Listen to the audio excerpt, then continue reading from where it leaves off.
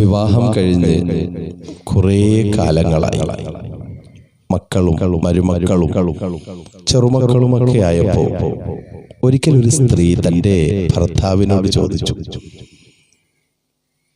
ഞാനൊരു കാര്യം നിങ്ങളോട് ചോദിച്ചാൽ നിങ്ങൾ സത്യം പറയും. ഭാര്യയുടെ ചോദ്യം കേട്ട് ഭർത്താവ് പറഞ്ഞു, ഞാൻ ഇതുവരെ നിന്നോടൊരിക്കലും ജീവിതത്തിൽ കള്ളം പറഞ്ഞിട്ടില്ല, ഇനിയും അങ്ങനെ തന്നെയാണ്. അപ്പോൾ ഭാര്യ പറഞ്ഞു തുടങ്ങി, എങ്കിൽ നിങ്ങൾ അന്ന് എന്നെ വിവാഹം കഴിക്കുമ്പോൾ നിങ്ങൾ എന്ത് കാരണം, എന്തടിസ്ഥാനത്തിന്റെ പേരിലാണ് എന്നെ വിവാഹം ചെയ്തത്? എൻ്റെ ശരീര സൗന്ദര്യത്തിൻ്റെ കാരണം കൊണ്ടാണോ? അതല്ല എൻ്റെ സ്വഭാവം മനസ്സിലാക്കിയത് കൊണ്ടാണോ? അതല്ല എന്നെ വിവാഹം കഴിക്കുന്നത് കാരണമായിട്ട് ജീവിതത്തിൽ നിങ്ങൾക്ക് സാമ്പത്തികമായ നല്ല നേട്ടങ്ങൾ ഉണ്ടാകണം എന്ന് ലക്ഷ്യം വെച്ചുകൊണ്ടാണോ? ഭർത്താവിൻ്റെ മറുപടി ഒരല്പം പോലും ആലോചിക്കാതെയായിരുന്നു. ഭർത്താവ് പറഞ്ഞു, നിന്നെ ഞാൻ ആദ്യമായി കാണുമ്പോൾ നിന്റെ സ്വഭാവത്തെക്കുറിച്ച് എനിക്ക് യാതൊരു അറിവുമില്ല. എനിക്ക് നാട്ടിലെ വലിയൊരു പ്രമാണിയുടെ മകനായി ജീവിക്കാൻ കഴിഞ്ഞതുകൊണ്ട് തന്നെ നിന്നെ വിവാഹം കഴിക്കുന്നതിലൂടെ എനിക്ക് സാമ്പത്തികമായ നേട്ടം ലക്ഷ്യമിടേണ്ട യാതൊരു ആവശ്യവുമില്ല. പിന്നെ നിന്നെ ഞാൻ വിവാഹം ചെയ്തത് നിന്റെ ശരീരത്തിന്റെ സൗന്ദര്യം കണ്ടുകൊണ്ട് തന്നെയാണ്. അപ്പോൾ ഭാര്യ പറഞ്ഞു, അന്നത്തെ സൗന്ദര്യത്തിന്റെ 10 പോലും ഇല്ലാത്ത ഈ ഒരു സാഹചര്യത്തിൽ നിങ്ങൾക്ക് എന്നോട് സ്നേഹം കുറവാണല്ലേ?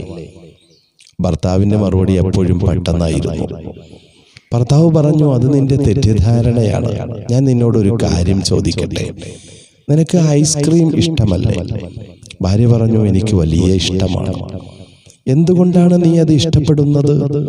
ഭാര്യ പറഞ്ഞു, അതിൻ്റെ ടേസ്റ്റ് എനിക്ക് വല്ലാത്ത ഇഷ്ടമായതുകൊണ്ട്.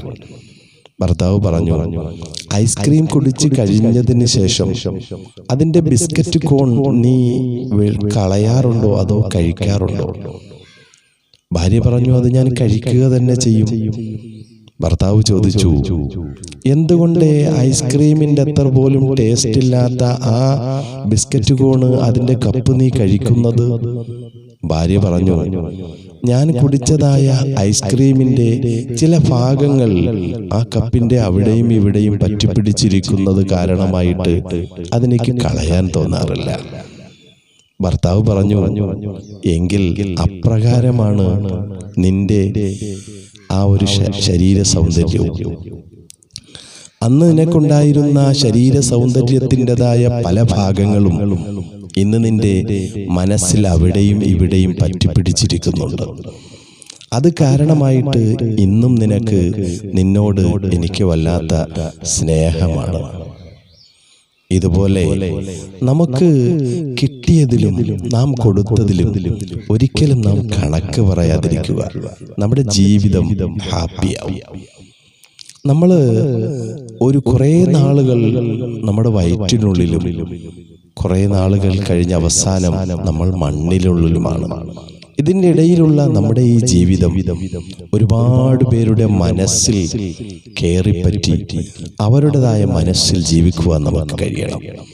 അതിനുശേഷം അവസാനം ഒരുപാട് പേര് ഓർമ്മകളിൽ നിലനിൽക്കുന്ന ഒരു ജീവിതമുണ്ടാകണം.